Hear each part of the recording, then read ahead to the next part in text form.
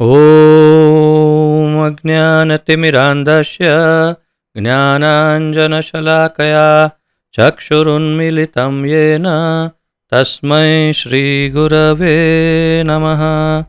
श्रीचैतन्यमनोभीष्टं स्थापितं येन भूतले स्वयं रूपकदा मह्यं ददाति स्वपदान्तिकं।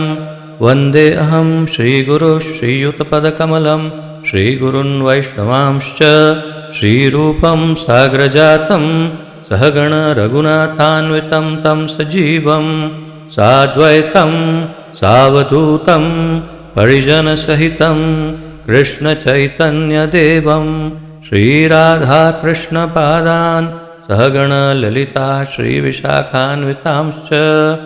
हे कृष्ण करुणा सिन्धो दीनबन्धो जगत्पते गोपेश गोपिकाकान्त राधाकान्त नमोऽस्तुते। तप्तकाञ्चन गौराङ्गी राधे वृन्दावनेश्वरी वृषभानुसुते देवी प्रणमामि हरिप्रिये। वाञ्छाकल्पतरुभ्यश्च कृपासिन्धुभ्य एव च पतितानां पावनेभ्यो वैष्णवेभ्यो नमो नमः। अनन्तकोटि वैष्णववृन्द की जय। नमः ओं विष्णुपादाय कृष्णप्रेष्ठाय भूतले श्रीमते जयपताका स्वामिन् इति नामिने। नमो आचार्यपादाय निताय कृपाप्रदायने गौरकथाधामदाय नगरग्रामतारिणे। नमः ओं विष्णुपादाय कृष्णप्रेष्ठाय भूतले श्रीमते भक्तिवेदान्तस्वामिन् इति नामिने। नमस्ते सारस्वते देवे गौरवाणी प्रचारिणे निर्विशेषशून्यवादी पाश्चात्यदेशतारिणे। जय श्री कृष्ण चैतन्य प्रभु नित्यानंद श्री अद्वैत गदाधर श्रीवासादि गौर भक्तवृंद। हरे कृष्ण कृष्ण कृष्ण हरे हरे हरे राम राम राम हरे हरे। हरे कृष्ण कृष्ण कृष्ण हरे हरे हरे राम राम राम हरे हरे। हरे कृष्ण कृष्ण कृष्ण हरे हरे हरे राम राम राम हरे हरे। तो आप सब आनंद ले पा रहे होंगे। और आइए अब जहाँ से कल विराम लिया था परसों या 2 दिन पूर्व वहीं से प्रारंभ करते हैं। तो जैसा कि आप जानते हैं हम सब सम्मिलित रूप से हमारे इस्कॉन के संस्थापक आचार्य श्री श्रीमद् अभय चरणारविंद भक्तिवेदांत स्वामी श्रील प्रभुपाद जी के द्वारा लिखित श्रीमद् भगवद गीता यथारूप का अध्ययन कर रहे हैं और द्वितीय अध्याय का अध्ययन जारी है। सेकंड चैप्टर में द्वितीय अध्याय में हम 29 श्लोकों तक अध्ययन कर चुके हैं। तो आइए 30वें श्लोक से अध्ययन प्रारंभ करते हैं।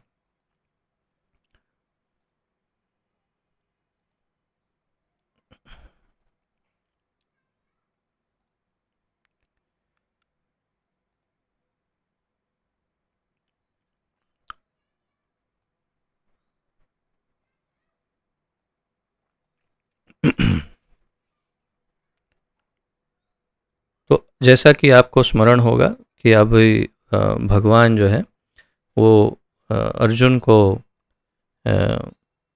ये सलाह दे रहे हैं कि भाई तुम जिस प्रकार ये सब छोड़ करके युद्ध छोड़ करके बैठ रहे हो तो ये ठीक नहीं है। और फिर उसे अर्जुन को बड़े विस्तार से ये समझा रहे हैं कि जीवात्मा जो है वो जीवात्मा अमर है, उसे मारा नहीं जा सकता, काटा नहीं जा सकता, सुखाया नहीं जा सकता, उसे भिगोया नहीं जा सकता। और अनेक अलग अलग रूप से समझाते हैं। ऐसे भी समझाते हैं कि जीवात्मा किस प्रकार शरीर बदलता है। जैसे हम पुराने वस्त्रों को फेंक देते हैं उसी प्रकार जीवात्मा पुराने शरीर को भी फेंक देता है। तो ये सब समझाते समझाते अब उस श्लोक तक हम पहुंच गए हैं। ये आखिरी श्लोक है ये आत्मा और देह के विषय में, और फिर भगवान अब उसे आत्मा के विषय में समझाना बंद कर देते हैं। अब उसे समझाएंगे कि तुम ये शोक करना छोड़ दो, युद्ध के लिए सज्ज हो जाओ, एक क्षत्रिय को ये शोभा नहीं देता, इत्यादि ये सब उसे समझाना प्रारंभ करेंगे। तो आइए ये अंतिम श्लोक पढ़ लेते हैं और फिर आगे जो भगवान कहेंगे वो सुनेंगे।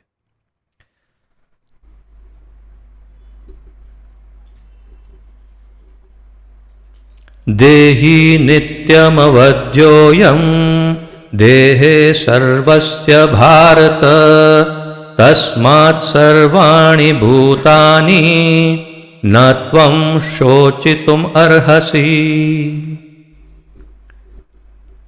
देहि नित्यम अवध्योऽयं देहे सर्वस्य भारत तस्मात् सर्वाणि भूतानि न त्वं शोचितुम् अर्हसि। देही भौतिक शरीर का स्वामी। तो शब्दार्थ, अनुवाद तथा तात्पर्य श्री श्रीमद् अभय चरणारविंद भक्ति वेदांत स्वामी श्रील प्रभुपाद जी द्वारा। श्रील प्रभुपाद की जय। देही अर्थात भौतिक शरीर का स्वामी, नित्यम शाश्वत, अवध्यः मारा नहीं जा सकता, अयम यह आत्मा, देहे शरीर में, सर्वस्य हर एक के, भारत हे भरतवंशी, तस्मात् अतः, सर्वाणि समस्त, भूतानि जीवों, जन्म लेने वालों को, न कभी नहीं, त्वम तुम, शोचितुम शोक करने के लिए, अर्हसि योग्य हो। अनुवाद। हे भरतवंशी, शरीर में रहने वाले देही का कभी भी वध नहीं किया जा सकता, अतः तुम्हें किसी भी जीव के लिए शोक करने की आवश्यकता नहीं है। भगवान क्या कह रहे हैं? हे भरतवंशी, शरीर में रहने वाले देही, हम देही हैं। देही अर्थात जो देह को धारण किए हुए हैं, और हम जीवात्मा हैं। और हम जीवात्मा ने, मैं जीवात्मा, मैंने इस शरीर को धारण किया हुआ है, अर्थात मैं देही हूँ और ये देह है। मैं देही हूँ और ये देह है। तो भगवान कहते हैं शरीर में रहने वाले देही का कभी भी वध नहीं किया जा सकता। अब तक कई बार सुना हमने। अतः तुम्हें किसी भी जीव के लिए शोक करने की आवश्यकता नहीं है। किसी भी जीव के लिए शोक करना की आवश्यकता नहीं है। तात्पर्य। अब भगवान अविकारी आत्मा विषयक अपना उपदेश समाप्त कर रहे हैं। तो ये अंतिम उपदेश है उनका आत्मा के विषय में, कि आत्मा अविकारी है, अवध्य है, अपरिवर्तनशील है, इत्यादि। ऐसा जो कुछ भी अब तक भगवान को कहना था अनेक श्लोकों में कह चुके। अब आत्मा के विषय में कुछ विशेष नहीं कहने वाले।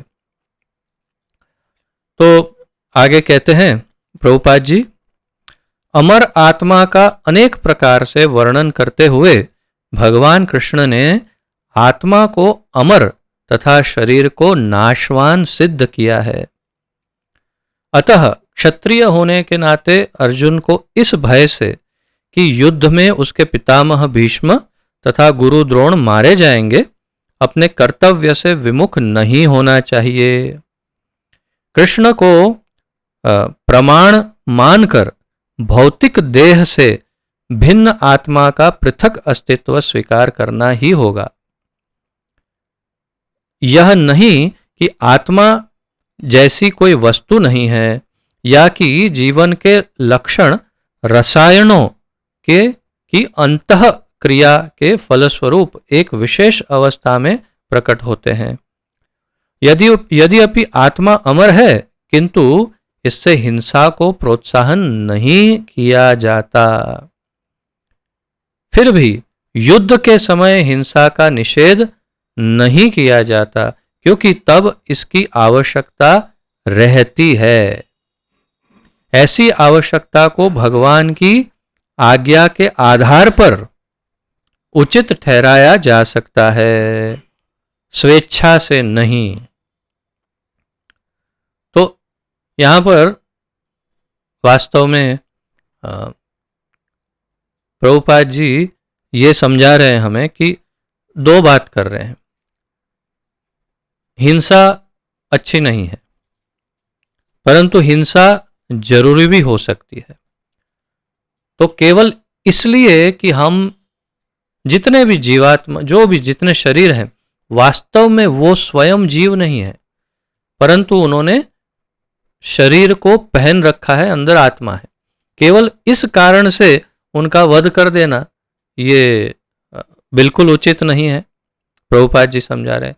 परंतु जब जरूरत हो, कोई आतताई, कोई तकलीफ देने वाला, पीड़ा देने वाला, अधर्म करने वाला, दुराचारी, दुष्ट व्यक्ति का वध आवश्यक हो, तब अगर आप कहें नहीं नहीं ये तो अच्छा नहीं है किसी का वध करना, तो यह संपूर्ण रूप से अनुचित होगा। और युद्ध में, धर्म युद्ध के लिए किसी भी जीव का वध किया जा सकता है अगर वो सामने अधर्म की तरफ से हो। और युद्ध के नियम अनुसार फिर वो सामने कौन है, क्या रोल कर रहा है, क्या, वो कोई चीज महत्वपूर्ण नहीं। महत्वपूर्ण केवल इतना है कि वो उसका वध हो जाना चाहिए यदि वो युद्ध अधर्म के पक्ष से कर रहा है तो। अब आगे देखते हैं अगला श्लोक।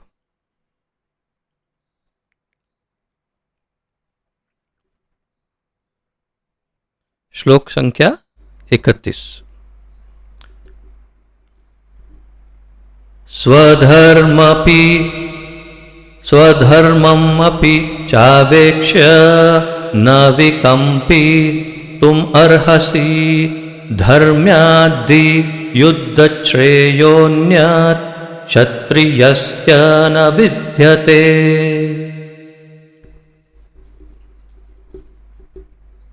बीच बीच में आपके लिए थोड़ी स्पेशल इफेक्ट्स दे रहा हूँ, शायद आपको इसका अनुभव हो रहा है कि नहीं मुझे पता नहीं। जो ईयरफोन में सुन रहे होंगे उनको ज़्यादा पता हो। या स्वधर्मम अपि चावेक्ष्य न विकम्पितुम अर्हसि धर्माय धर्म्याद्धि युद्धाश्रेयोन्यत् क्षत्रियस्य न विद्यते।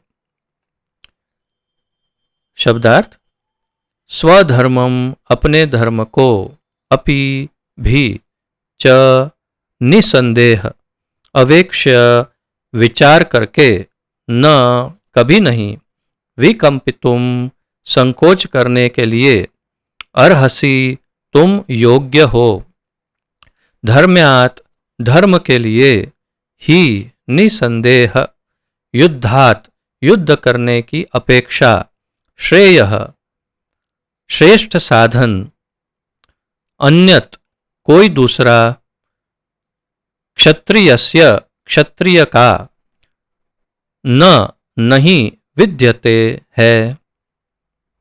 अनुवाद: क्षत्रिय होने के नाते, अब देखिए, अब भगवान ने आत्मा की बातें छोड़ दी। अब भगवान बात कर रहे हैं कि तुम क्षत्रिय हो, तुम्हारा धर्म ये है, तुम्हें ये करना चाहिए, तुम्हें ये नहीं करना, ये सब। क्षत्रिय होने के नाते अपने विशिष्ट धर्म का विचार करते हुए तुम्हें जानना चाहिए कि धर्म के लिए युद्ध करने से बढ़कर तुम्हारे लिए अन्य कोई कार्य नहीं है। अतः तुम्हें संकोच करने की कोई आवश्यकता नहीं है। तो पहले अब बताया कि तुम क्षत्रिय हो, तो क्षत्रिय का जो धर्म है, तुम्हारा विशिष्ट धर्म है कि तुम्हें युद्ध करना है, तो क्षत्रिय होने के नाते अपने विशिष्ट धर्म का विचार करते हुए तुम्हें जानना चाहिए कि धर्म के लिए युद्ध करने से बढ़कर तुम्हारे लिए अन्य कोई कार्य नहीं है। एक डॉक्टर के लिए सबसे अच्छा कार्य क्या है? अपनी पत्नी बच्चों को लेकर के किसी थिएटर में बैठ के फिल्म देखना। एक जज के लिए सबसे अच्छा कार्य क्या है कि घर में बैठ के टीवी देखना। ऐसे एक नर्स का कार्य सबसे अच्छा क्या है कि वो अपने बच्चों को होमवर्क करवाए। आप कहेंगे नहीं ये सब गलत कह रहे हैं। तो जैसे ही हम डॉक्टर कहते हैं, जैसे ही हम नर्स, जैसे ही हम जज कहते हैं, तो हमें समझ में आता है डॉक्टर मतलब दवाखाना में या अस्पताल में है, मरीजों को देख रहा है। नर्स मतलब मरीजों की सेवा कर रही, जज मतलब कोर्ट में बैठे हैं।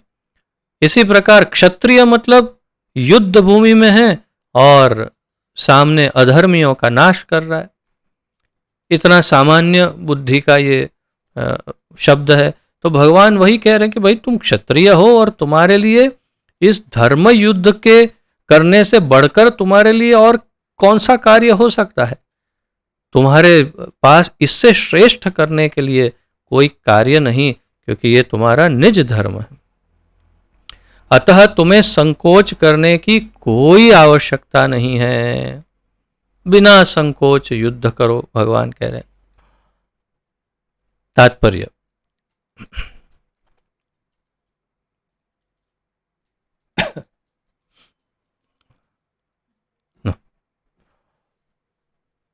सामाजिक व्यवस्था के 4 वर्णों में द्वितीय वर्ण उत्तम शासन के लिए है और क्षत्रिय कहलाता है। क्षत का अर्थ है चोट खाया हुआ। हाँ, आवाज ठीक से आ रही है कि कम हो गई है आवाज?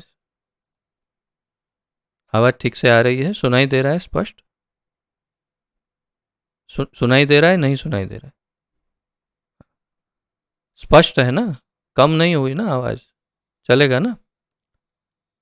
ठीक है, क्योंकि मेरे वहाँ थोड़ा वॉल्यूम बहुत ज़्यादा था तो मैंने थोड़ा कम किया है उसको, इसीलिए। तो फिर से पढ़ता हूँ। सामाजिक व्यवस्था के 4 वर्णों में द्वितीय वर्ण उत्तम शासन के लिए है और क्षत्रिय कहलाता है। क्षत का अर्थ है चोट खाया हुआ। जो क्षति से रक्षा करे वह क्षत्रिय कहलाता है। त्रायते, रक्षा प्रदान करना। क्षत्रियों को वन में आखेट करने का प्रशिक्षण दिया जाता है। क्षत्रिय जंगल में जाकर शेर को ललकारता है। तो यहाँ तक प्रभुपाद जी क्षत्रिय शब्द का अर्थ हमें समझा रहे हैं और स्पष्ट कर रहे हैं कि क्षत्रिय अर्थात क्या, उसका क्या धर्म है, क्या कर्म है, उसका क्या स्वभाव है, वो क्या करता है, उसके कार्यों के विषय में सब समझा रहे हैं। तो सामाजिक व्यवस्था के 4 वर्ण हम सब जानते हैं। उसमें द्वितीय वर्ण क्यों? प्रथम है ब्राह्मण, द्वितीय क्षत्रिय। उत्तम शासन के लिए है। शासन, अनुशासन, प्रशासन या राज करना। अनुशासन अर्थात व्यवस्था, नियम, ये सब को ठीक से लागू हो रहे हैं कि नहीं, उसका ध्यान रखना। तो और क्षत शब्द का अर्थ प्रभुपाद जी समझा रहे हैं क्षत्रिय, क्षत्रिय। तो इसमें क्षत का अर्थ है चोट खाया हुआ। तो क्यों उसे चोट खाया हुआ कहा जाता है?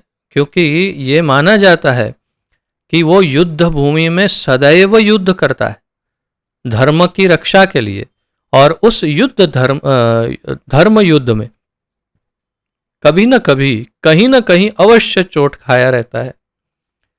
जैसे कि आप हिंदी फिल्मों में कई बार देख चुके हैं कि वो कोई विलन होता है, उसको आप देखेंगे तो यहाँ से ऐसा, या यहाँ से ऐसा, या यहाँ से ऐसा, कुछ न कुछ ऐसा, या गाल पर ऐसा, या यहाँ से लेकर के यहाँ तक का ऐसा कोई निशान रहता है। तो आप देखते ही समझ जाते, अच्छा ये विलन है, विलन। अच्छा, परंतु क्षत्रिय की पहचान ये है कि उसके सारे शरीर में कहीं ना कहीं कोई न कोई चोट के निशान दिखाई देते हैं, देखते ही समझ में आता है।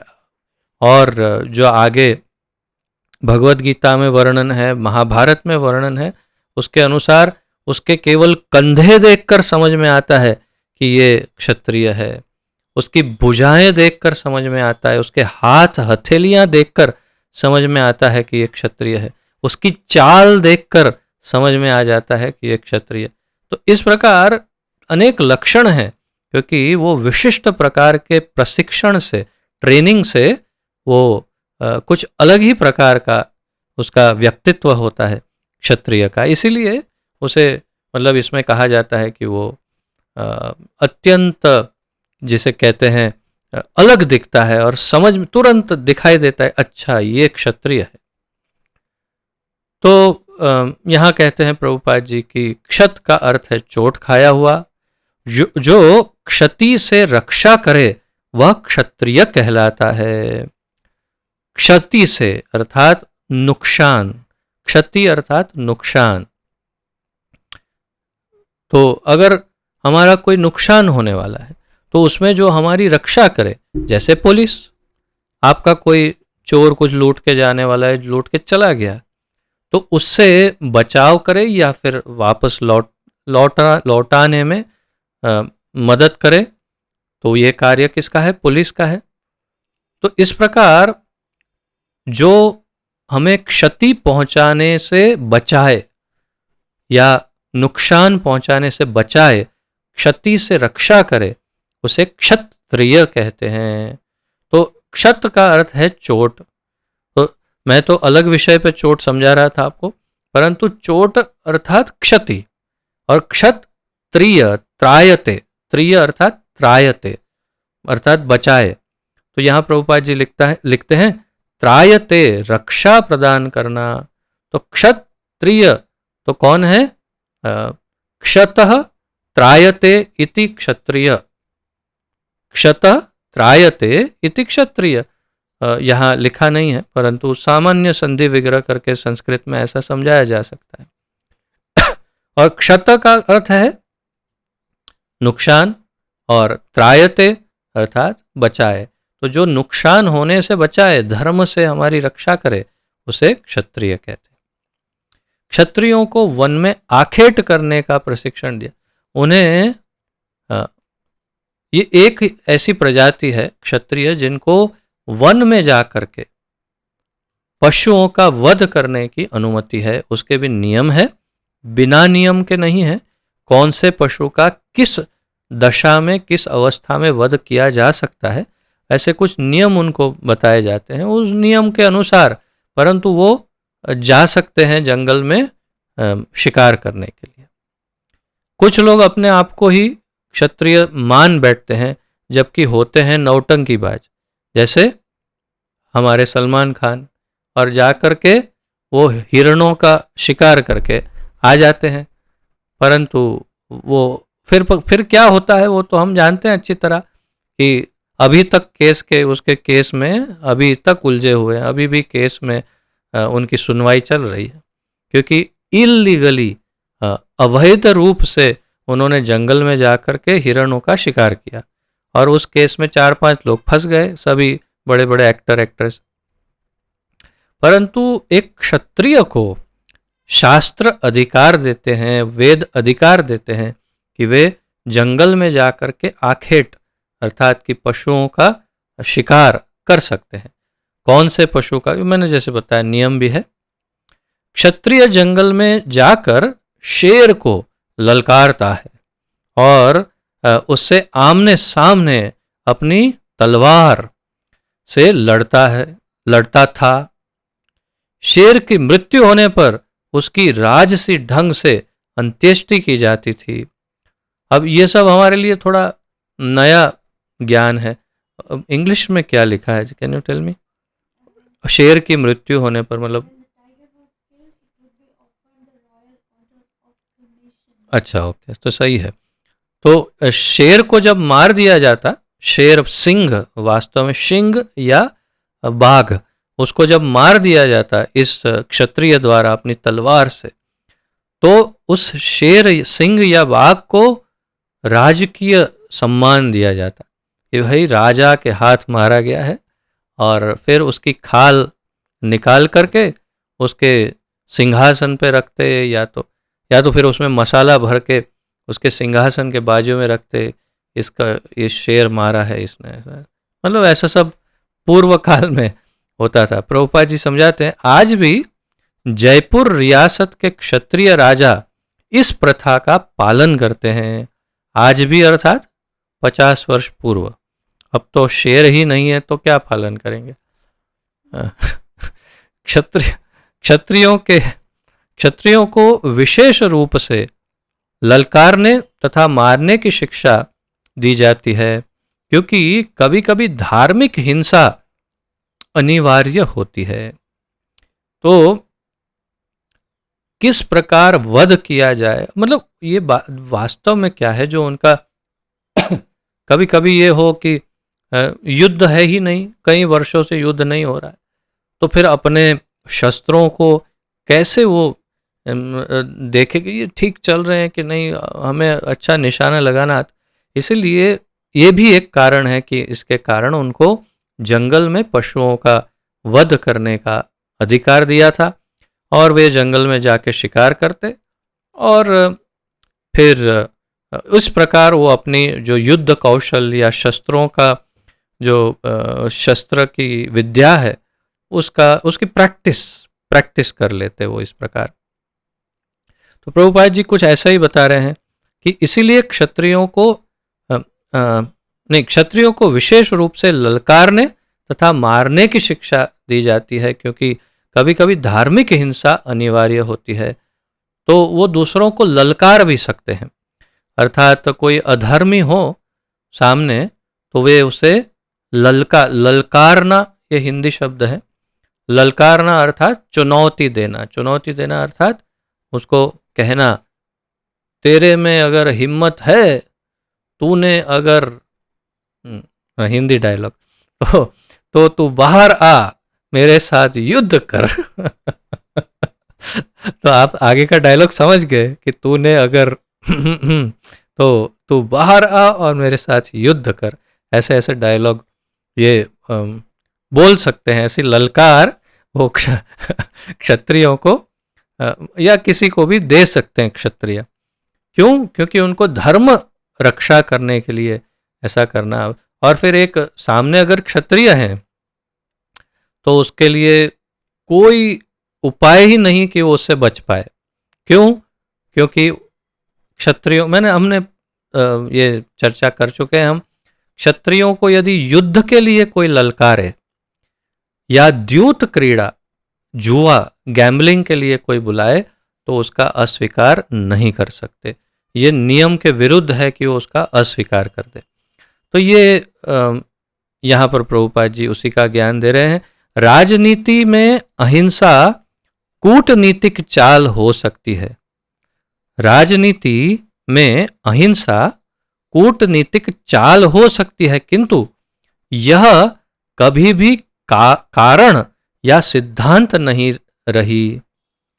धार्मिक संहिताओं में उल्लेख मिलता है कि, तो प्रभुपाद जी बताते हैं कि राजनीति में अहिंसा का उपयोग कूटनीतिक चाल हो सकती है, अर्थात कि भाई हम अहिंसा का मार्ग अपनाएंगे, तो इसलिए ताकि सामान्य जनता का नुकसान ना हो, धन का व्यय ना हो, नुकसान ना हो, ऐसा कुछ अच्छा करने के लिए कभी बीच में अहिंसा की बात कर सकते हैं राज्य चलाने में। जैसे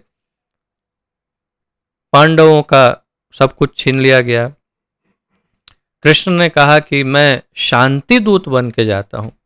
जबकि ये एक प्रकार से तो योग्य नहीं था, क्योंकि ये क्षत्रिय हैं, युद्ध करना चाहिए था। परंतु उन्होंने कहा, तो शांति दूत बनकर गए और प्रस्तावना रखी दुर्योधन को कि तुम 5 गांव दे दो और बस ये लोग पांडव शांति से रहेंगे। एक पांडव का एक एक गांव, 5 शांति से रहेंगे। तुम अपना हस्तिनापुर, इंद्रप्रस्थ जो भी है सब ले लो, मजा करो, कोई बात नहीं, इनको केवल 5 गांव दे दो। लेकिन ऐसा दुर्मति था दुर्योधन कि वो 5 गांव के लिए भी उसके हृदय में इतना लोभ था कि नहीं, 5 गांव भी कैसे कम होने दे। तो उसने कहा, मैं एक सुई नीडल, सुई की नोक के बराबर भी जमीन नहीं लूंगा। तात्पर्य यह है कि ये अहिंसा का मार्ग या शांति प्रस्ताव का मार्ग कृष्ण ने अपनाने का प्रयास किया, ताकि बहुत करोड़ों लोगों का जीवन बचाया जा सके। परंतु क्या सफल हुए? सफल नहीं हो पाए। क्यों नहीं सफल हो पाए? क्योंकि सामने व्यक्ति दुर्मति था, दुर्बुद्धि था, और उस केवल एक दुर्बुद्धि के कारण करोड़ों करोड़ों लोगों की जानें चली गई और उस दुर्बुद्धि की भी जान चली गई। तो ये ऐसा हो सकता है। तो यहां पर आगे बताते हैं, किंतु यह कभी भी कारण या सिद्धांत नहीं रही। अर्थात कि राजनीति में मुख्य सिद्धांत अहिंसा हो, ऐसा नहीं हुआ या नहीं हो सकता। धार्मिक संहिताओं में उल्लेख मिलता है, आहवेषु मिथोन्योन्यं जिघां संतो महीक्षितः युद्धमानः परं शक्त्या स्वर्गं यान्त्यपरां मुखाः यज्ञेषु पशवो ब्रह्मन् हन्यन्ते सततं द्विजैः संस्कृताः किल मंत्रैश्च तेपि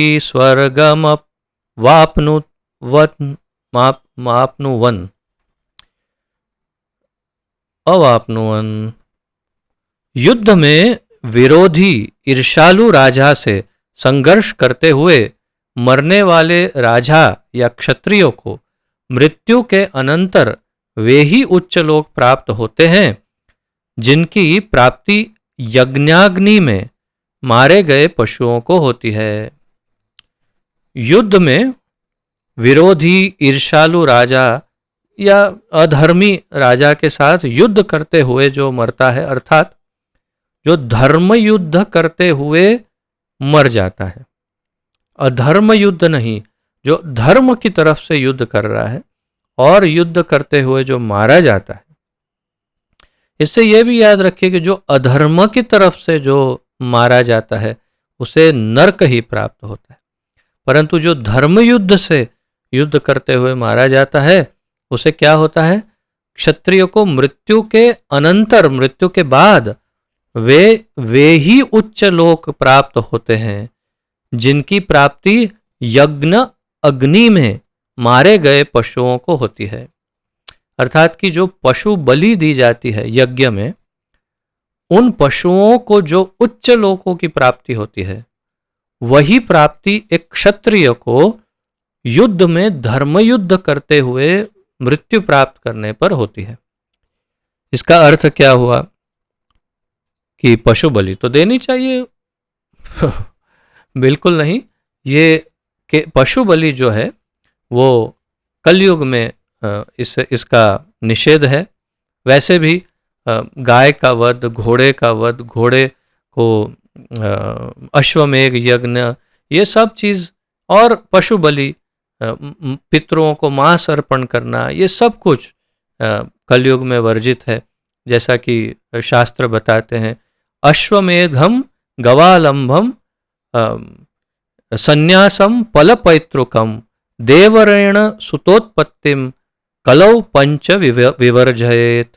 तो वास्तव में पशु बलि जो है कलयुग में वर्जित है, क्योंकि ब्राह्मणों में इतनी शुद्धि नहीं, इतनी उनके मंत्रोच्चारण में इतनी शुद्धि नहीं कि उनके मंत्रोच्चारण द्वारा ये जो पशु है जिसका वध हुआ या बलि दी गई उसे उच्च लोकों की प्राप्ति हो जाए। आगे प्रभुपाद जी कहते हैं मनुष्य शरीर की प्राप्ति हो, या ऐसा कुछ भी हो, ऐसी शक्ति, ऐसा सामर्थ्य किसमें नहीं, आज के ब्राह्मणों की उच्चारण की शुद्धि में और उनकी स्वयं की शुद्धि में ऐसा सामर्थ्य नहीं कि वो पशुओं को, तो इसीलिए बलि का निषेध है कलयुग में।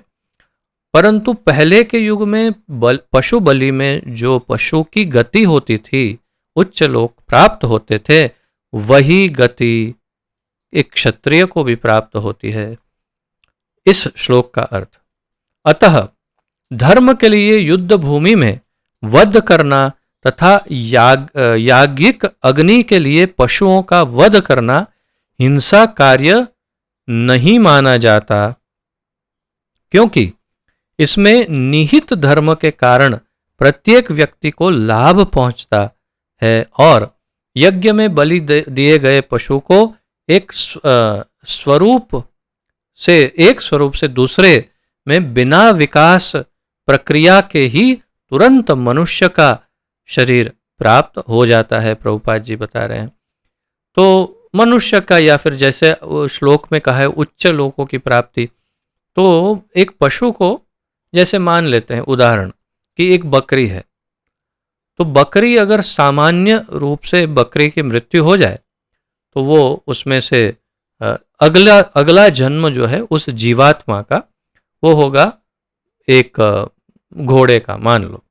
फिर घोड़े की मृत्यु हुई, फिर वो धीरे धीरे गाय बना, भैंस बना, भैंस में से गाय बन गया, गाय में से फिर हाथी बना, फिर बंदर बना, फिर ऐसा कर कुछ उसकी जो भी उसका क्रम हो, तो उसको एक एक शरीर बदलते बदलते बदलते फिर सबसे निम्न कोटि का मनुष्य, आदिवासी, जंगली, ऐसा मनुष्य, वो मनुष्य शरीर, फिर और मनुष्य शरीरों को बदलते बदलते बदलते लाखों जन्मों में या फिर हजारों जन्मों में, लाखों वर्षों के पश्चात उसे एक बहुत ही विद्वान या भक्त के शरीर की प्राप्ति हो सकती है। परंतु यहाँ पर क्या है, जिस पशु की बलि दी गई है उस पशु को सीधा ऐसा शरीर प्राप्त होता है कि जो सीधा ही उच्च, जैसे यहाँ स्वरूप जैसे बताया कि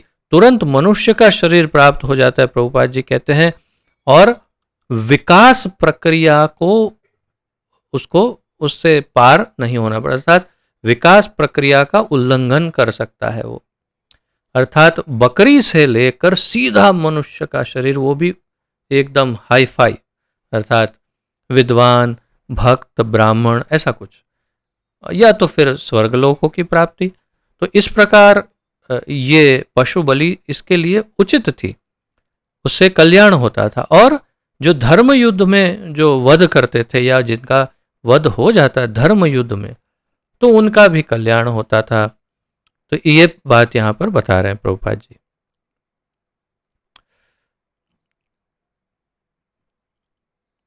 इसी तरह युद्ध भूमि में मारे गए क्षत्रिय यज्ञ संपन्न करने वाले ब्राह्मणों को प्राप्त होने वाले स्वर्गलोक में जाते हैं।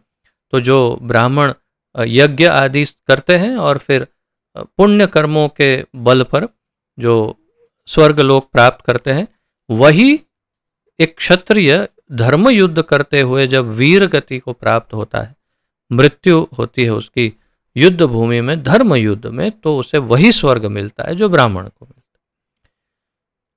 स्वधर्म दो प्रकार का होता है, प्रभुपाद जी समझाते हैं। जब तक मनुष्य मुक्त नहीं हो जाता तब तक मुक्ति प्राप्ति करने के लिए धर्म के अनुसार शरीर विशेष के कर्तव्य करने होते हैं। तो जब तक मुक्ति ना मिल जाए तब तक जो भी शरीर मिले हैं उसके अनुसार जो धर्म है उस धर्म के अनुसार कर्म करना होता है। जब वह मुक्त हो जाता है तो उसका विशेष कर्तव्य या स्वधर्म आध्यात्मिक हो जाता है और देहात्म बुद्धि में नहीं रहता। तो वो प्रभुपाद जी समझा, जब वह मुक्त हो जाता है तो उसका विशेष कर्तव्य स्वधर्म आध्यात्मिक हो जाता है। तो मुक्त हो गया, उसका क्या अर्थ है कि उसका कोई धर्म अब रहा नहीं, अब कोई स्वधर्म नहीं रहा, अब वो मुक्त जीव है और देहात्म बुद्धि में नहीं रहता। उसका जो देह आत्म बुद्धि है, मैं ही ये शरीर हूं, वो बुद्धि से मुक्त हो जाता है।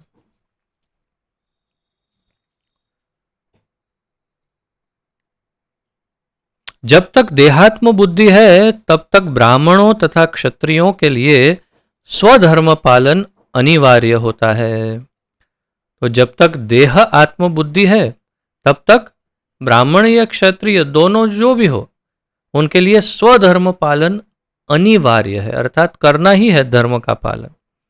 अगर नहीं करेंगे तो आगे भगवान समझाएंगे, मुझे लगता है 34-35वें श्लोक में कहीं समझाते हैं आगे कि नहीं करेगा तो अगर करेगा तो स्वर्ग मिलेगा, अगर नहीं करेगा तो फिर तुझे नर्क लोकों की प्राप्ति होगी।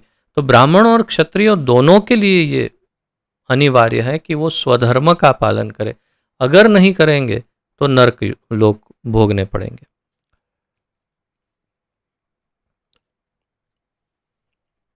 स्वधर्म का विधान भगवान द्वारा होता है, अर्थात भगवान बताते हैं कि तुम्हारा किसका क्या स्वधर्म है। चातुर्वर्णम वर्ण्यम मया श्रेष्ठम गुण कर्म विभागशः। तो 4 वर्ण की रचना मैंने की गुण और कर्म के आधार पर।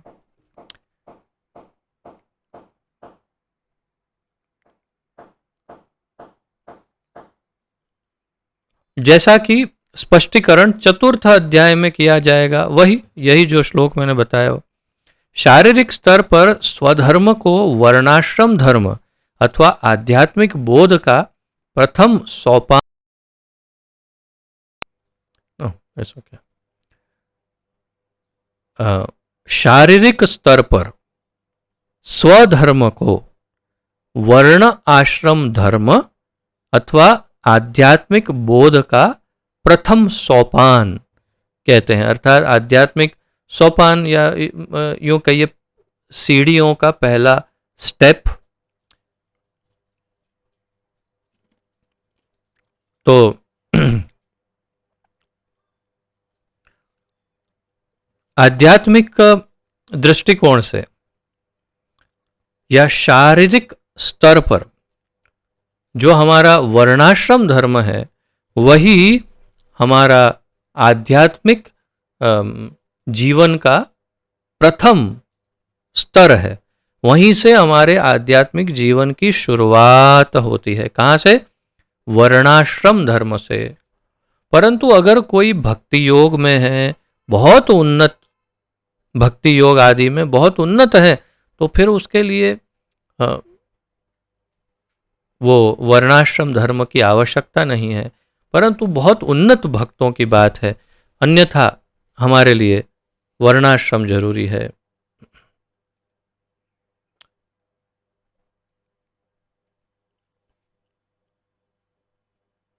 अर्जुन प्रभु को कुछ प्रॉब्लम है, हाथ बार बार उठा रहे हैं।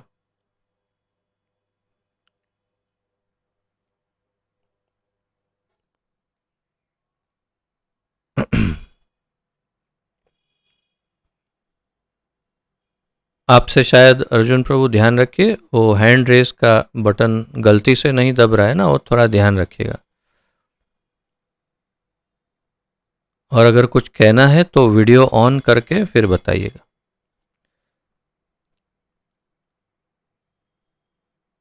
शारीरिक स्तर पर स्वधर्म का कुछ बोलना है क्या अर्जुन प्रभु?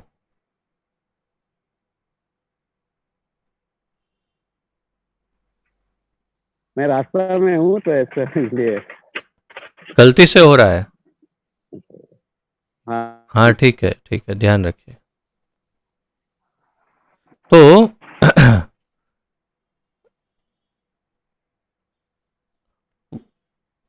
वर्णाश्रम धर्म, शारीरिक स्तर पर वर्णाश्रम धर्म, अ, वर्णाश्रम धर्म अर्थात प्राप्त शरीर के विशिष्ट गुणों पर आधारित स्वधर्म की अवस्था में मानवीय सभ्यता का शुभारंभ होता है।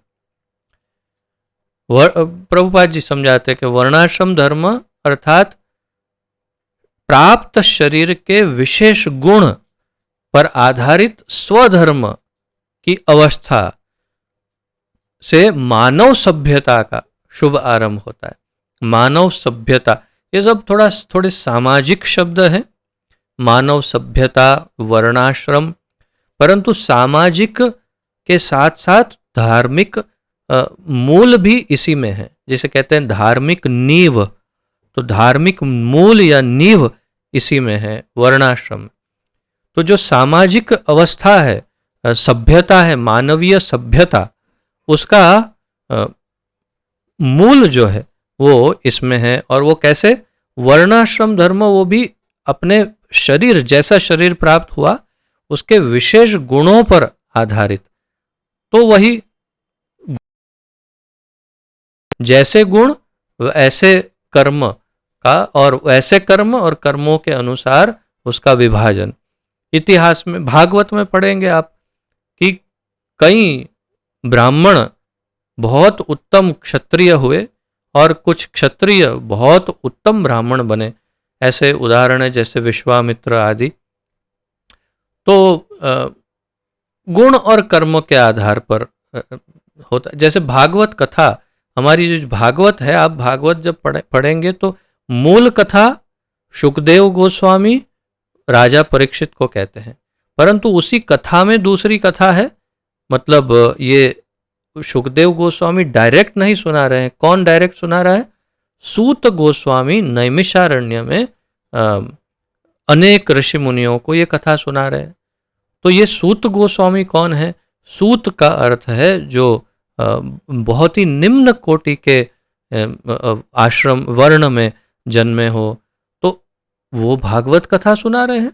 वो इसमें क्या कहते हैं, व्यासपीठ पर बैठे हैं और इतने सारे ऋषि उनको सुन रहे हैं। बिल्कुल, और ये बिल्कुल उचित है। क्यों? गुण कर्म विभागशः।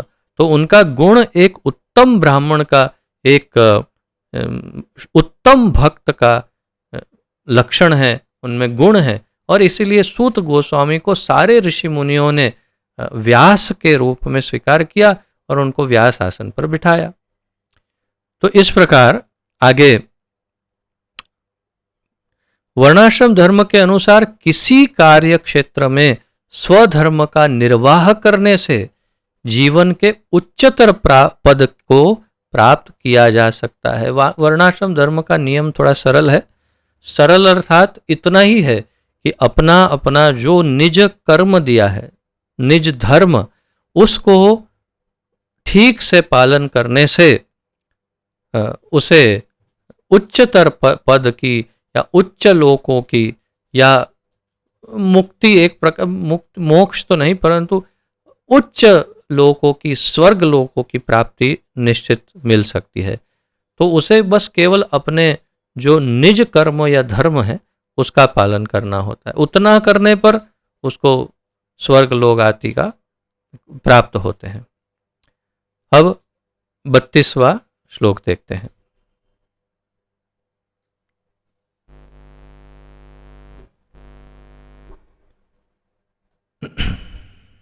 यदृच्छया चोपपन्नं स्वर्गं द्वारमपावृतं सुखिनः क्षत्रियः पार्थ लभन्ते युद्धमिदृशम्।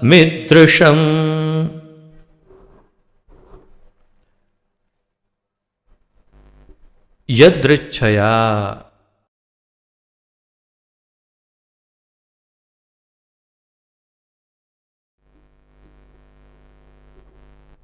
यदृच्छया चोपपन्नम स्वर्गद्वारम अपावृतम सुखिनः क्षत्रियाः पार्थ लभन्ते युद्धम ईदृशम।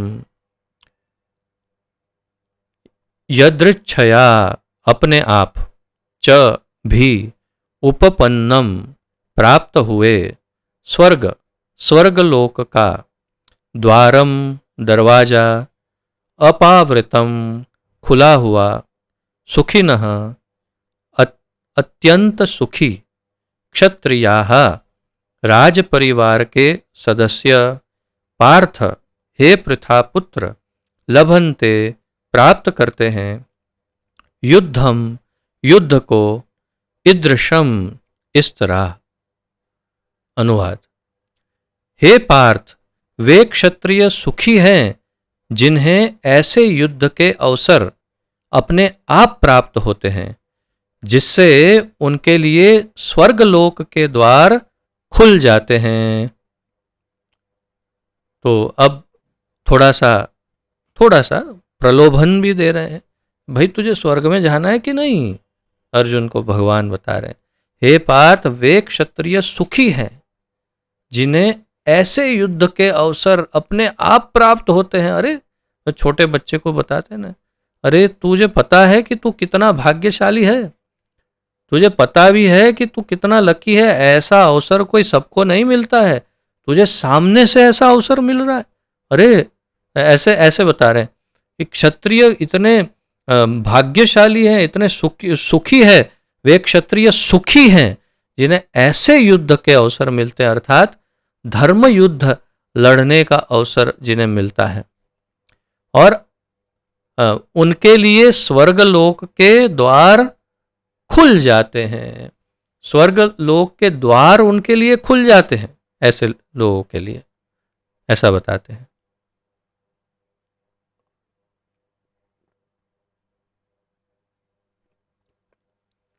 तात्पर्य। विश्व के परम गुरु भगवान कृष्ण अर्जुन की इस प्रवृत्ति की भर्त्सना करते हैं जब वह कहता है कि उसे इस युद्ध में कुछ भी तो लाभ नहीं दिख रहा है।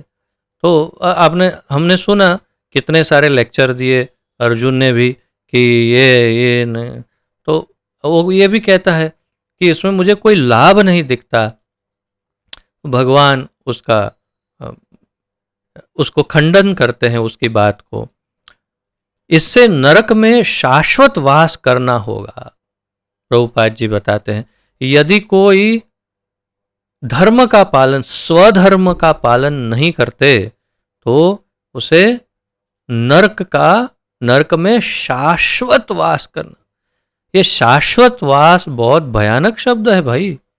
शाश्वत अर्थात निरंतर, लंबे नहीं, हमेशा के लिए उसे उसमें वास करना होगा। अर्जुन द्वारा ऐसे वक्तव्य केवल अज्ञानजन्य थे, अर्थात अर्जुन अज्ञानी था, उसे समझ नहीं थी पूरी, थोड़ा बहुत जानता था, थोड़ा नहीं जानता था, इसलिए वो इस प्रकार बोल रहा था। वह अपने स्वधर्म के आचरण में अहिंसक बनना चाहता था, किंतु एक क्षत्रिय के लिए युद्ध भूमि में स्थित होकर इस प्रकार अहिंसक बनना मूर्खों का दर्शन है। पराशर स्मृति में व्यासदेव के पिता पराशर ने कहा है, तो प्रभुपाद जी क्या कहते हैं, एक क्षत्रिय के लिए युद्ध भूमि में खड़े रह करके इस प्रकार अहिंसा की बातें करना मूर्खों का लक्षण है। मूर्ख ऐसी बात करते हैं, अर्थात एक प्रकार से अर्जुन को एक प्रकार से मूर्ख बता रहे हैं, लेकिन लक्षण मूर्ख का है, अर्जुन मूर्ख नहीं है। क्योंकि प्रभुपाद जी पहले ही स्पष्ट कर चुके हैं कि न अर्जुन कायर है, न अर्जुन मूर्ख है, न अर्जुन क्या कहते हैं कमजोर है, या न भयभीत है। तो केवल एक ही कारण है कि उसे अपने स्वजनों पर दया आ रही है कि ये बेचारे निहत्थे, ये बिना मतलब के मारे जाने वाले हैं मेरे हाथ। तो दया के कारण वो युद्ध नहीं करना चाहता। परंतु जो व्यक्ति कायर के कारण या अहिंसा की बात कर रहा हो वो मूर्ख है। तो अर्जुन मूर्ख नहीं है, मैं स्पष्ट कर रहा हूं। तो ये पराशर मुनि ने, जो व्यास देव के पिता है, उन्होंने पराशर स्मृति में लिखा है, क्षत्रियो ही प्रजा रक्षन शस्त्रपाणि प्रदंडयायन निर्जित्य पर सैन्यादि क्षितिम धर्मेण पालयेत। क्षत्रिय का धर्म है कि वह सभी क्लेशों से नागरिकों की रक्षा करे। इसीलिए उसे शांति तथा व्यवस्था बनाए रखने के लिए हिंसा करनी पड़ती है। अतः उसे शत्रु राजाओं के सैनिकों को जीतकर धर्मपूर्वक संसार पर राज्य करना चाहिए। क्षत्रिय का धर्म है कि वह सभी क्लेशों से नागरिकों की रक्षा करे, और इसीलिए उसे शांति तथा व्यवस्था बनाए रखने के लिए हिंसा करनी पड़ती है, करनी पड़ती है, करनी होती नहीं है। उसे अच्छा नहीं लगता हिंसा करना, परंतु हिंसा करनी पड़ती है। अतः उसे शत्रु राजाओं के सैनिकों को जीतकर धर्मपूर्वक संसार पर राज्य करना चाहिए। ये पराशर मुनि बता रहे। यदि सभी पक्षों पर विचार करें तो अर्जुन को युद्ध से विमुख होने का कोई कारण नहीं था। यदि वह शत्रुओं को जीतता है तो राज्य भोग करेगा, और यदि वह युद्ध भूमि में मरता है तो स्वर्ग को जाएगा, जिसके द्वार उसके लिए खुले हैं। युद्ध करने से उसे दोनों ही तरह लाभ होगा।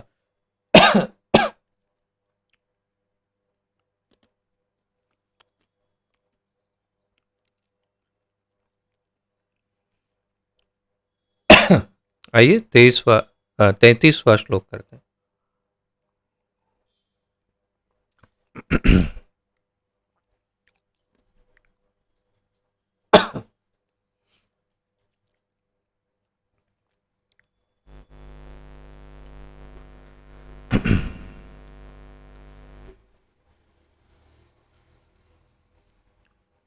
अथ चेत्त्वमिमं धर्म्यं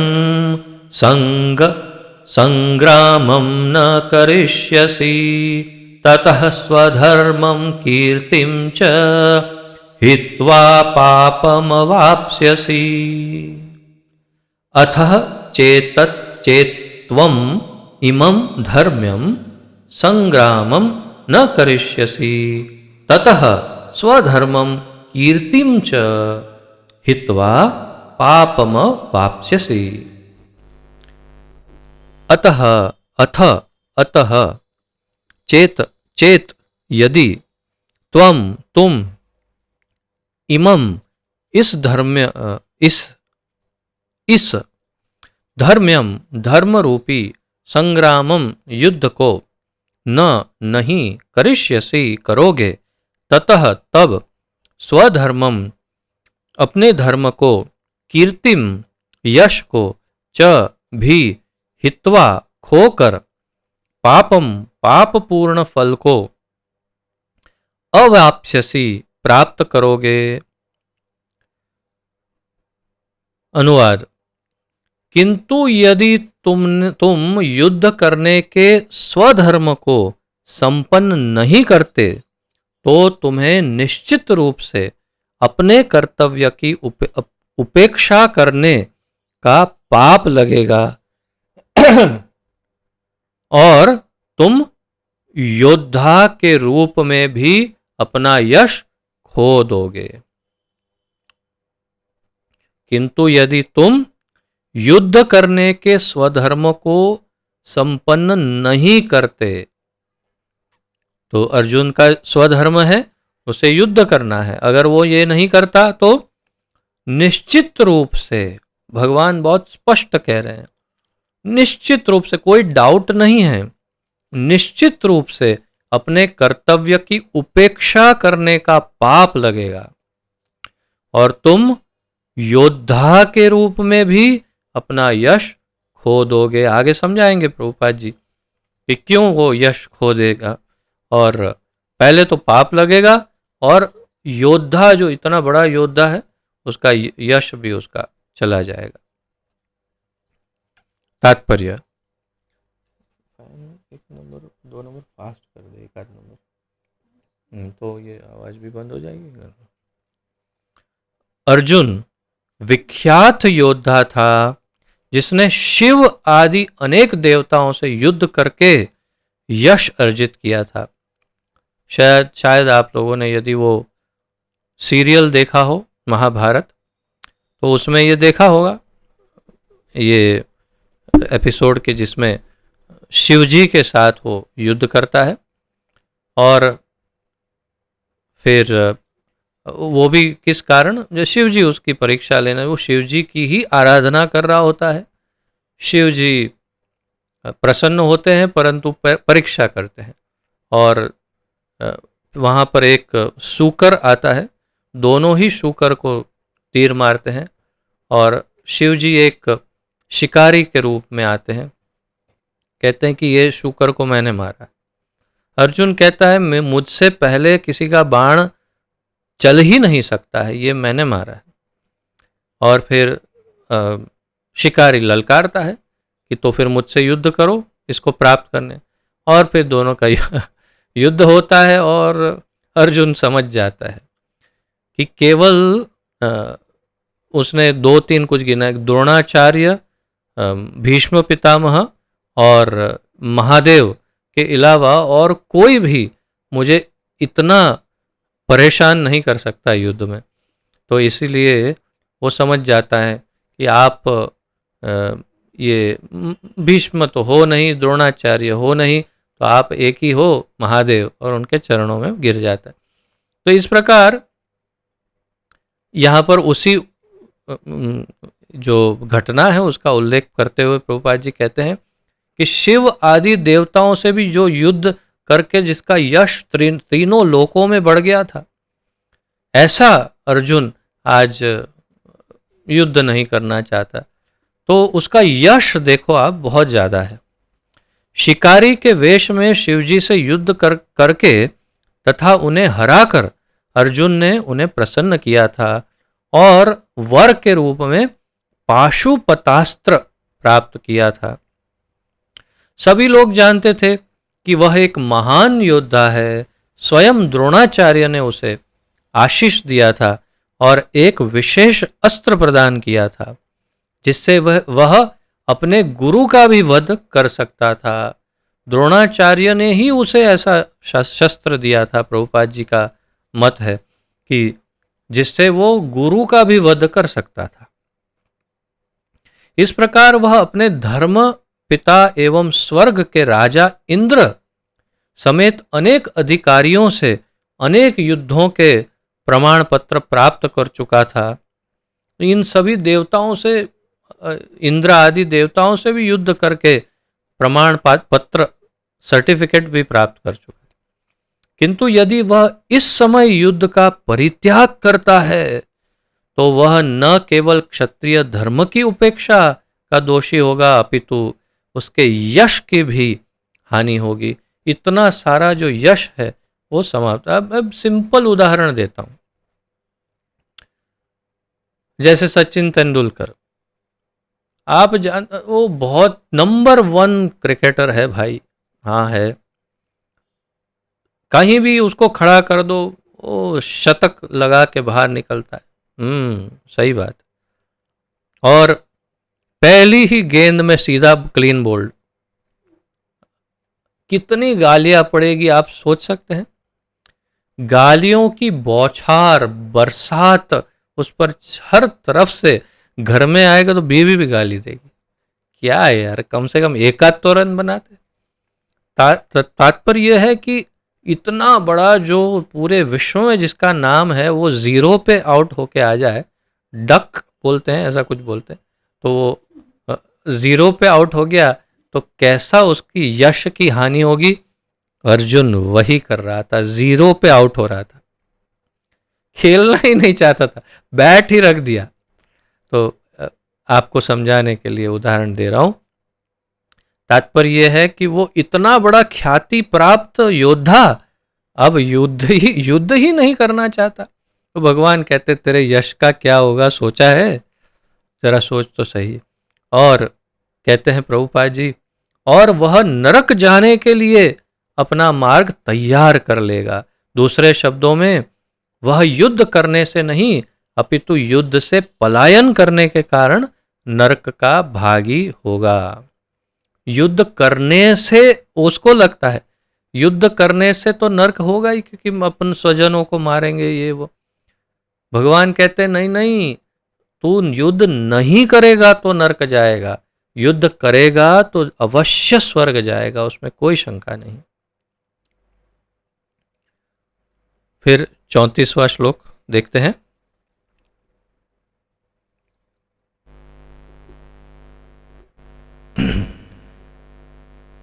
अकीर्तिं चापि भूतानि कथयिष्यन्ति ते व्ययाम् संभावितस्य चाकीर्तिर्मरणादति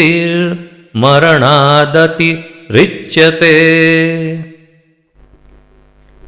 अकीर्तिं चापि भूतानि कथयिष्यन्ति ते व्ययम् संभावितस्य मरणादति रिच्यते। मरणाद इति रिच्यते।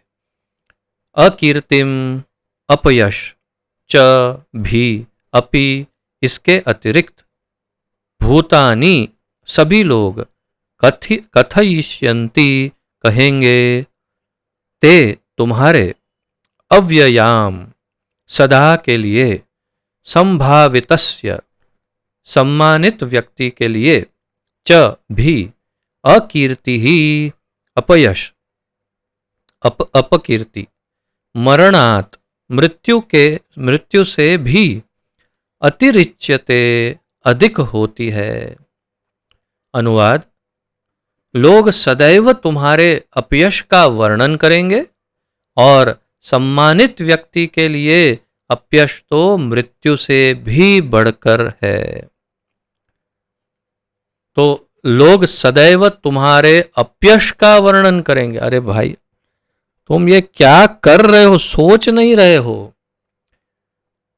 आगे के आने वाले कल में लोग तुम्हारे अपयश का वर्णन करेंगे। ये एक था अर्जुन, इतने देवताओं को हराया परंतु युद्ध भूमि में भाग गया। और सम्मानित व्यक्ति के लिए अपयश तो मृत्यु से भी बढ़कर है।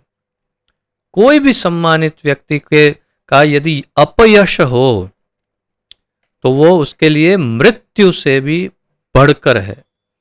वास्तव में वो मृत ही है समझो, जिसका समाज में, और वो भी किसी ख्याति प्राप्त विख्यात व्यक्ति का यदि अपयश हो जाए तो वो मृत के समान है, मरे हुए व्यक्ति के समान ही है। ऐसा भगवान कहते हैं। यही सत्य है कि यदि कोई अपयश प्राप्त करता है तो वो मृत व्यक्ति के समान माना जाता है।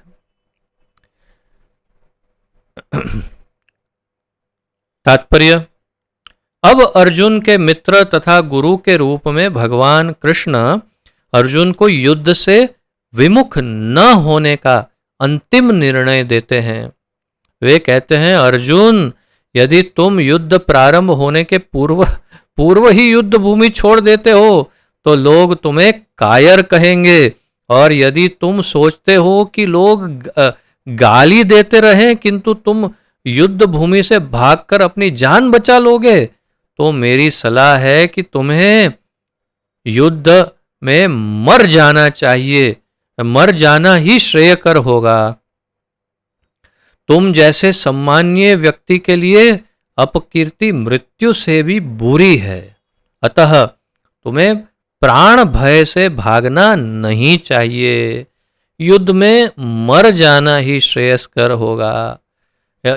इससे तुम मेरी मित्रता का दुरुपयोग करने तथा समाज में अपनी प्रतिष्ठा खोने के अपयश से बच जाओगे।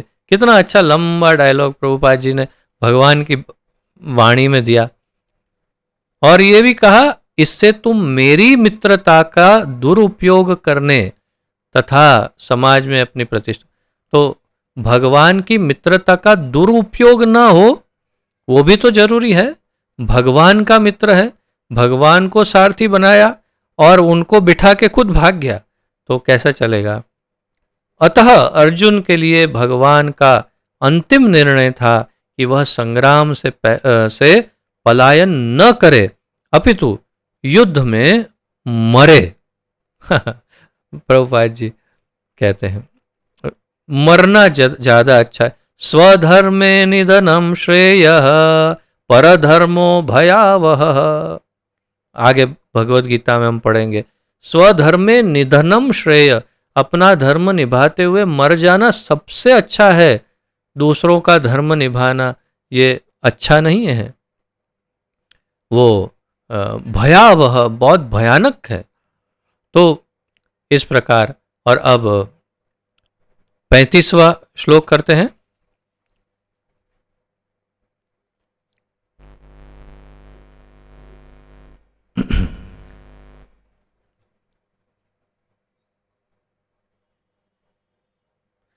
भयाद्रणादुपरतं मस्यन्ते त्वां महारथाः येषां च त्वं बहुमतो भूत्वा यास्यसि लाघवम्। भयाद्रणादुपरतं मस्यन्ते त्वां महारथाः येषां च त्वं बहुमतो भूत्वा यास्यसि लाघवम्। भयात, भय से, रणात, युद्ध भूमि से, उपरतम, विमुख, मन्स्यन्ते, मानेंगे, त्वाम, तुमको, महारथाः, बड़े बड़े योद्धा, ये शाम, जिनके लिए, च, भी, त्वम, तुम, बहुमतः, अत्यंत सम्मानित, भूतवा, होकर, यास्यसि, जाओगे, लाघवम, तुच्छता को। अनुवाद, जिन जिन महान योद्धाओं ने तुम्हारे नाम तथा यश को सम्मान दिया है, वे सोचेंगे कि तुमने डर के मारे युद्ध भूमि छोड़ दी है, और इसी तरह वे तुम्हें तुच्छ मानेंगे। इसमें तात्पर्य में प्रभुपाद जी समझाएंगे कि क्यों और कौन कौन लोग, अर्जुन को लगता है मैं बहुत अच्छा काम कर रहा हूं, उनका जीवन बचा रहा हूं, लेकिन जिनका जीवन बचा रहा है वही लोग कहेंगे ये भाग गया। तो जिन जिन महान योद्धाओं ने तुम्हारे नाम तथा यश को सम्मान दिया, वे ही ये सोचेंगे कि तुमने डर कर युद्ध भूमि छोड़ दी, और इस तरह वे तुम्हें तुच्छ मानेंगे। हर संभव प्रयास कर रहे हैं भगवान। तात्पर्य, भगवान कृष्ण अर्जुन को अपना निर्णय सुना रहे हैं। तुम यह मत सोचो कि दुर्योधन, कर्ण तथा अन्य समकालीन महारथी ये सोचेंगे कि तुमने अपने भाइयों तथा पितामह पर दया करके युद्ध भूमि छोड़ी है। वे तो यही सोचेंगे कि तुमने अपने प्राणों के भय से युद्ध भूमि छोड़ी है। इस प्रकार उनकी दृष्टि में तुम्हारे प्रति जो सम्मान है वह धूल में मिल जाएगा। यदि कर्ण के मन में तुम्हारे लिए सम्मान हो कि ये बहुत बड़ा धनुर्धर है, सबसे अच्छा तो मैं ही हूं, परंतु ये भी, तो वो सब सम्मान चला जाए। अरे ये कायर भागने वाला, अरे उससे कौन युद्ध करेगा। तो सभी, एक उदाहरण दिया मैंने, ऐसे जो भी जितने युद्ध, यहां तक कि तुम्हारे गुरु, तुम्हारे पितामह सब सोचेंगे अरे ये कायर भाग गया। इसीलिए तुम ऐसा मत करो और अवश्य युद्ध करो। और 36वां कैसा है? छोटा है, छोटा ही है। हाँ, 37 भी छोटा है, ठीक, ओके। 36।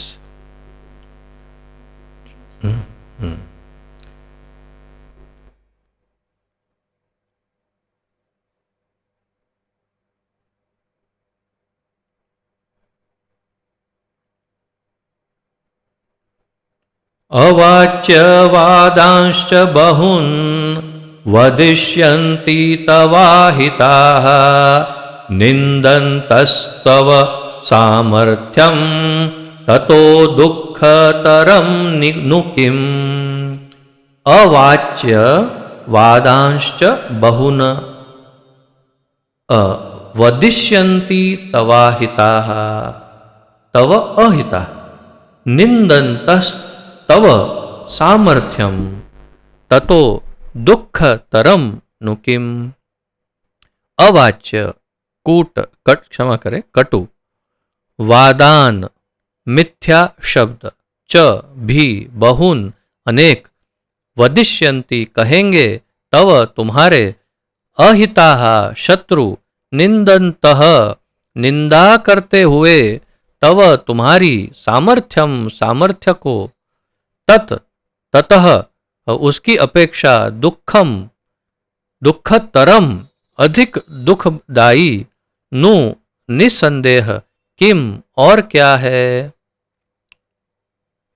अनुवाद, तुम्हारे शत्रु अनेक प्रकार के कटु शब्दों से तुम्हारा वर्णन करेंगे, अनेक कटु कड़वे शब्दों से तुम्हारा वर्णन करेंगे।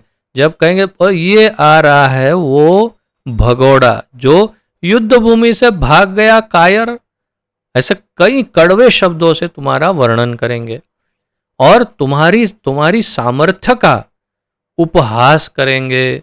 अरे ओ बहुत बड़ा महावीर है भाई, देखना, तो उसका मजाक, उसकी मजाक उड़ाएंगे। तुम्हारे लिए इससे दुखदाई और क्या हो सकता है, सोचा है अर्जुन, तुम जहां से गुजरोगे तुम्हारी मजाक उड़ेगी और लोग तुम्हारी बहुत निंदा करेंगे।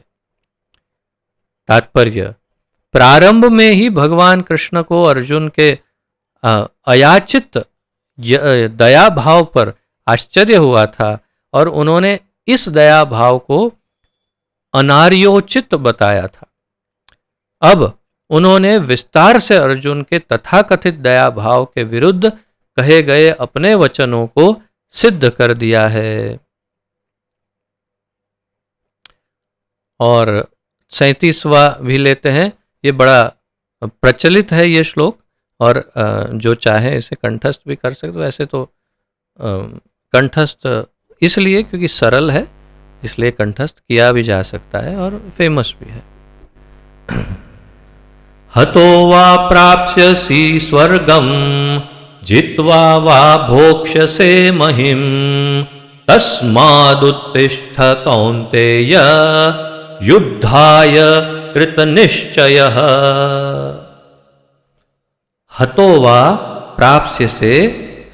प्राप्स्यसि स्वर्गम, अगर मर जाएगा तो स्वर्ग मिलेगा। जित्वा वा भोक्ष्यसे महिम, जीत जाएगा तो राज्य करेगा, राजा बन जाएगा। तस्माद उत्तिष्ठ कौन्तेय, इसलिए उठ कौन्तेय उठ, युद्धाय कृत निश्चयः, युद्ध करने का निश्चय करके खड़ा हो जा।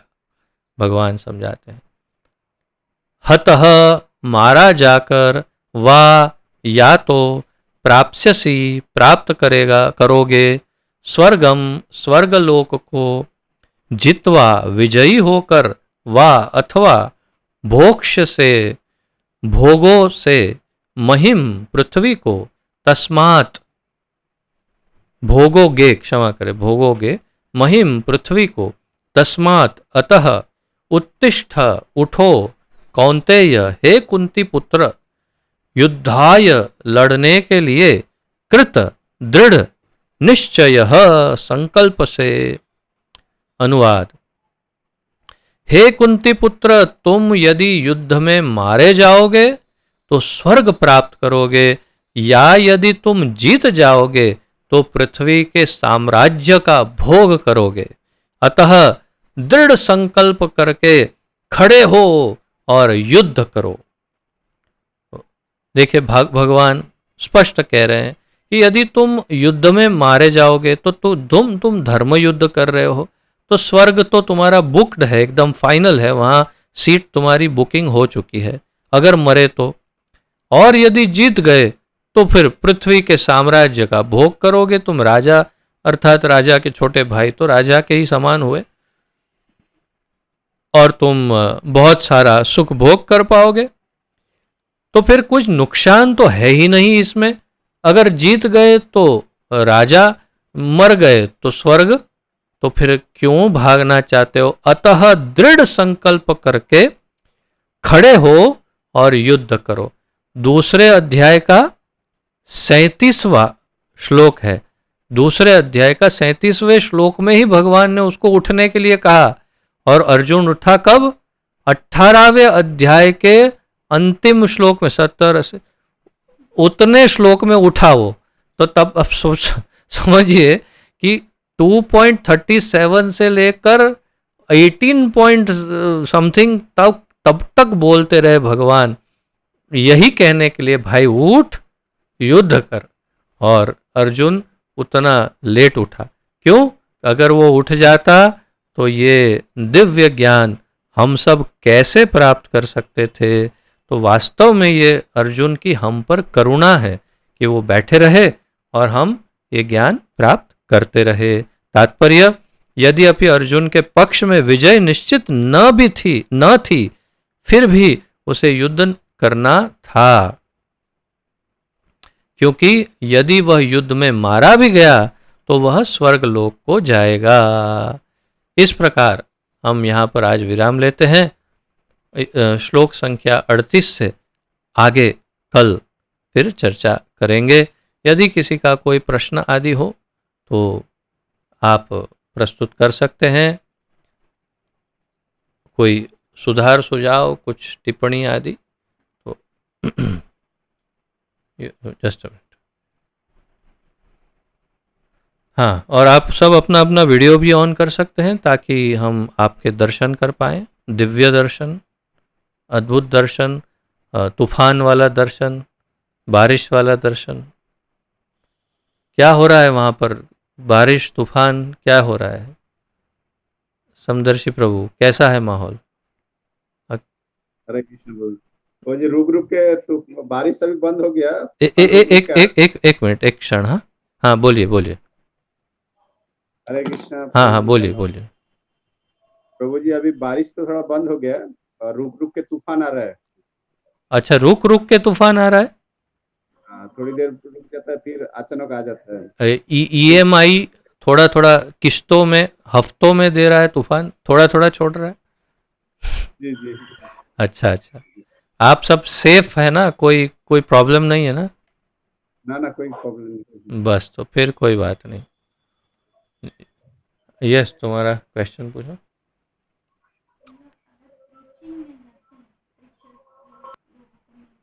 प्रचार।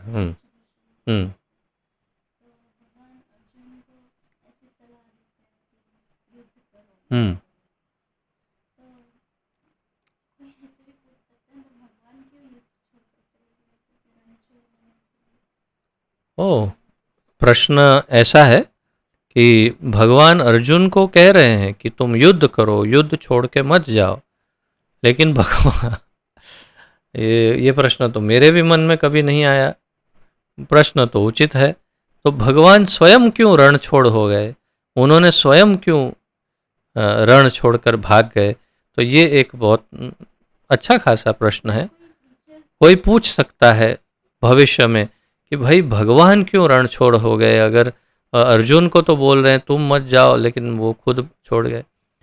तो पहले तो 18 बार युद्ध किया जरासंध से, उसकी कितनी अक्षौणी सेनाओं का नाश कर दिया केवल 2 व्यक्ति ने, कृष्ण और बलराम ने, दो ने मिलकर के अनेक बार, 18 बार, 17 बार ना, और 18वीं बार जब आक्रमण किया तो अनेक कारण थे। युद्ध वो वास्तव में रण छोड़ नहीं है, भगवान है, और इसलिए वो रण छोड़, देखो प्रभुपाद जी यही समझाते हैं, प्रभुपाद जी इस बात को समझाते हैं कि भगवान अगर रण छोड़ के भाग जाए तो भी बोलते हैं बोलो रण छोड़ राय की जय, लेकिन यदि हम रण छोड़ के भाग जाए तो कहेंगे ये रण छोड़ जा रहा है देखो। तो ये सबसे बड़ा अंतर है कि भगवान अगर कुछ भी करे उनकी जय ही बुलाई जाती है, क्योंकि वो जय के योग्य ही कार्य करते हैं। तो उन्होंने सभी द्वारिकावासी को मथुरावासी को द्वारका पहुंचा दिया सुरक्षित, एक भी मथुरावासी की जान नहीं गई इतने युद्ध में। और जरासंध को उनको मारना नहीं था, ये भीम के हाथों मरवाना था, जो नियति है उसके अनुसार। तो इसीलिए उन्होंने सोचा इसको मार तो सकता नहीं, अब एक ही रास्ता है, दूसरा काल यवन का अंत करवाना था। वो कौन से ऋषि के हाथों, वो राजा, कौन से राजा के, मुचुकुंद राजा के हाथों उनका अंत करवाना था। तो ये सारा बहुत सारा प्लान एक साथ सब एक ही लाइन में आ गया। तो भगवान ने सोचा बस एक ही रास्ता है, रण छोड़ के भाग जाओ, यवन पीछे भागेगा, काल यवन, वो गुफा में उसका वध करवाएंगे, क्योंकि अन्यथा उसका वध हो नहीं सकता था काल यवन का। तो इसीलिए उनके पास एक ही रास्ता था कि वो रण छोड़ के भागे तो ही यवन पीछे भागेगा, काल यवन। और ऐसा ही हुआ, काल यवन उनको ए रण छोड़ बोलते बोलते, गाली देते देते पीछे भागा और उसका अंत संभव हुआ। तो अनेक कारणों से, और फिर वहाँ से सीधे द्वारका चले गए, और जरासंध को पता ही नहीं चला क्या हुआ, कहाँ गया, जीवित है, मर गया, क्या हुआ, कुछ पता ही नहीं चला जरासंध को। और फिर अंत में तो फिर क्या हुआ, यू नो द स्टोरी, किस तरह भीम ने जरासंध का वध किया। इस तरह, इसी तरह समझाना चाहिए कि भगवान लीलाधर है, वे सर्वज्ञ है, अंतर्यामी है, और वो सब जानते हैं, जो करते हैं हित के लिए ही करते हैं, और इसीलिए उसमें शंका नहीं करनी चाहिए। और अर्जुन वास्तव में बहुत ही निंदनीय हो जाता, बहुत उसकी निंदा होती यदि वो रण छोड़ लेता, लेकिन भगवान की नाम का तो मंदिर बन गया, रण छोड़ रहा है। तो ये अंतर है भगवान में और एक जीव में। ठीक है, ओके, किसी और का कोई प्रश्न?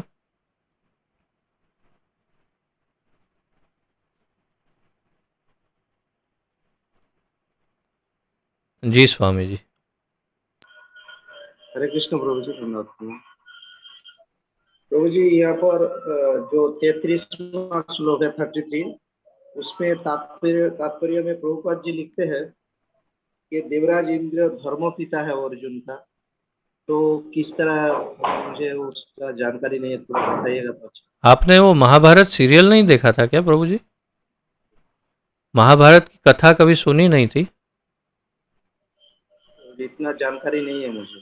अच्छा, तो अगर चलो ठीक है, वास्तव में हम सबको थोड़ी थोड़ी जानकारी, ये सब बेसिक जानकारी होनी जरूरी है। अगर हम प्रचार करते हैं तो ये सब ज्ञान थोड़ा थोड़ा भी, जो महाभारत का एक आउटलाइन जैसा जो ज्ञान है उतना हो तो अच्छा है, उतना होना जरूरी है। तो वास्तव में जो कुंती माता है, उनको ये आशीर्वाद प्राप्त हुआ था कि वो जिन भी देवता को, 6 ऐसे देवताओं का स्मरण कर सकती है जो उनको आकर के एक पुत्र प्रदान करेंगे। तो कुंती माता ने पहला तो ट्रायल कर लिया था कर्ण पर, और सूर्य देव को बुला लिया और कर्ण देकर चले गए। सूर्य देव जब तो उनकी शादी भी नहीं हुई थी, तो उन्होंने फिर कर्ण को बहा दिया नदी में, और वो फिर आगे की स्टोरी लगभग सब जानते हैं।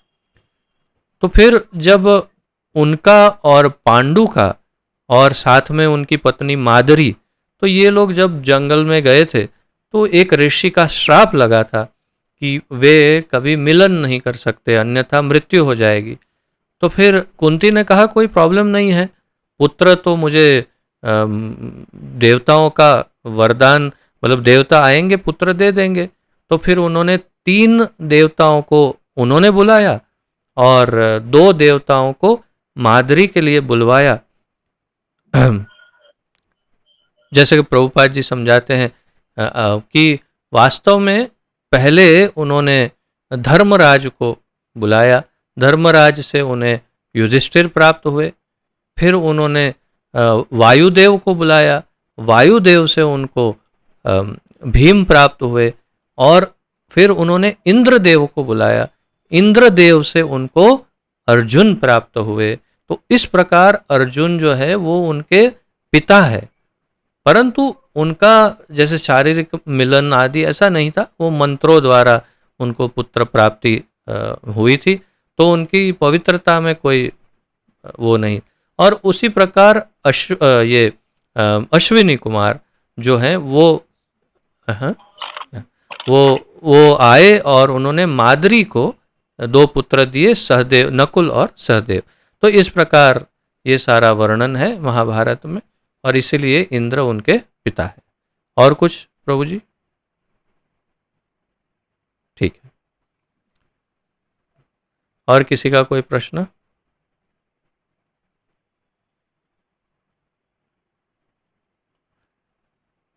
ठीक है, यदि कोई प्रश्न ना हो तो फिर विराम लेते हैं।